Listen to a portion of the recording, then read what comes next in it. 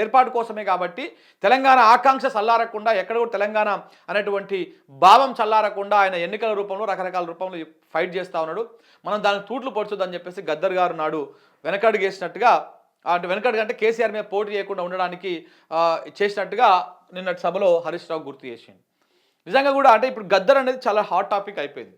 ఇటు కాంగ్రెస్ పార్టీ, ఇటు BRS party గద్దర్ని own చేసుకోవడానికి శతవిధాల ప్రయత్నాలు చేస్తూ ఉంది. బేసిక్గా కాంగ్రెస్ పార్టీ ఏదైతే చంద్రబాబు నాయుడు ఆయన చంద్రబాబు నాయుడే గద్దర్ మీద కాల్పులు జరిపించింది.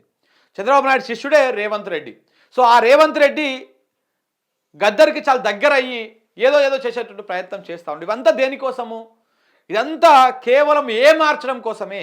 ఇవాళ ఇప్పుడు ఎక్క యాదగిరిరావు గారు ఉన్నారు. ఆయన ఎవరు? మన అమరవీరుల స్తూప శిల్పి అనమాట.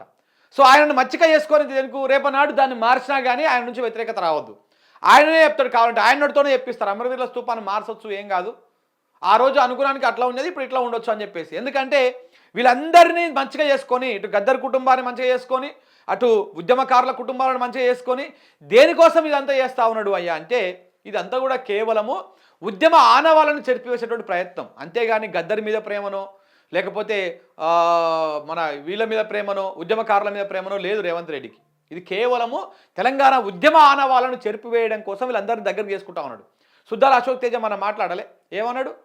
ఆ విగ్రహాన్ని చూస్తే నాకు తల్లులను కన్నా మూలపుటమ్మ లెక్క లేదు, మా అమ్మ జానకమ్మ లెక్క ఉంది అని చెప్పేసి. అలాంటి శిల్పపాలకు ఉంటేనే రావు. ₹1,00,00,000 వాల్యూ అనమాట. అవి ₹1,00,00,000 వాల్యూ, ₹1,00,00,000 విలువ చేసేటువంటి భూముల వాల్యూ అది.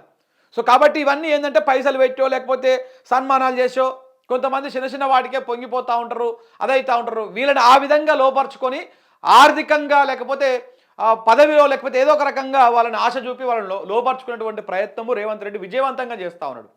ఇదంతా కూడా ఏదో ఉద్యమకారుల మీద ప్రేమనో లేకపోతే మేధావుల మీద ప్రేమనో వీళ్ళ మీద ప్రేమనో కాదు. ఇది కేవలము ఆయన రాజకీయంగా ఏదైతే టార్గెట్ చేసుకొని పనిచేస్తూ ఉన్నాడో, ఏదైతే తెలంగాణ ఉద్యమ చరిత్రను రూపుమార్చేటువంటి ప్రయత్నం చేస్తూ ఉన్నాడో దానికి వీళ్ళందరూ అడ్డం రాకూడదు. అంటే వాళ్ళని ఏం చేయాలి? వాళ్ళ నోరు బూర్పియాలి, వాళ్ళకు పదవి ఇవ్వాలి, పైసలు ఇవ్వాలి. ఇట్లా చేస్తే వాళ్ళు నోరు మూసుకుంటారు.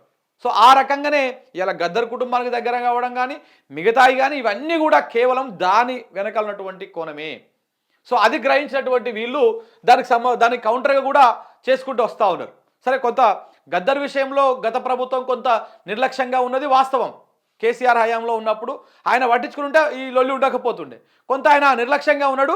దాన్ని ఆసరగా చేసుకొని రేవంత్ రెడ్డి ఇప్పుడు ఆ గద్దర్ కుటుంబానికి కానీ మిగతా ఉద్యమకారులకు కానీ దగ్గర అయిపోయి ఉద్యమ ఆనవాళ్ళనే ఉద్యమ చరిత్రనే రూపు మార్చేటువంటి ప్రయత్నం చేస్తూ ఉన్నాడు. ఇది చాలా ప్రమాదకరం. ఎందుకంటే భవిష్యత్తు తరాలకు ఇప్పుడు మనలాంటోడికి లేకపోతే తెలుసు 1990 కంటే ముందు పుట్టినటువంటి పిల్లలకి అప్పటికి కొంచెం తెలివిగా ఉన్నటువంటి వాళ్ళకి తెలంగాణ ఉద్యమం ఏంది కథ అని తెలుస్తుంది. కానీ ఇప్పటి తరం యువకులకి ఇక ముందు తరం యువకులకి తెలియదు. రేపు తెలంగాణ ఉద్యమం చెప్పుకోవాలంటే ఇప్పుడు రేవంత్ రెడ్డి ఏం చేస్తూ ఉన్నాడు? ఈయన ముఖ్యమంత్రి అయిన కాడ నుంచే ఉద్యమం అనేటువంటి ప్రయత్నం చేస్తూ ఉన్నాడు. దాన్ని మొత్తం మార్చేసేటువంటి ప్రయత్నం చేస్తూ ఉన్నాడు. ఇంకా రేపు చూడండి, ఇంకా చాలా ఘోరంగా జరగబోతూ ఉన్నాయి. ఆయన కేవలం డైవర్షన్ చేసుకుంటూ రాజకీయాన్ని పబ్బం గడుపుతాడు. ఆ డైవర్షన్ మొత్తం కూడా ఉద్యమ ఆనవాళ్ళ మీద దెబ్బ కొట్టేటువంటి విధంగానే ఆయన డైవర్షన్స్ ఉన్నాయి.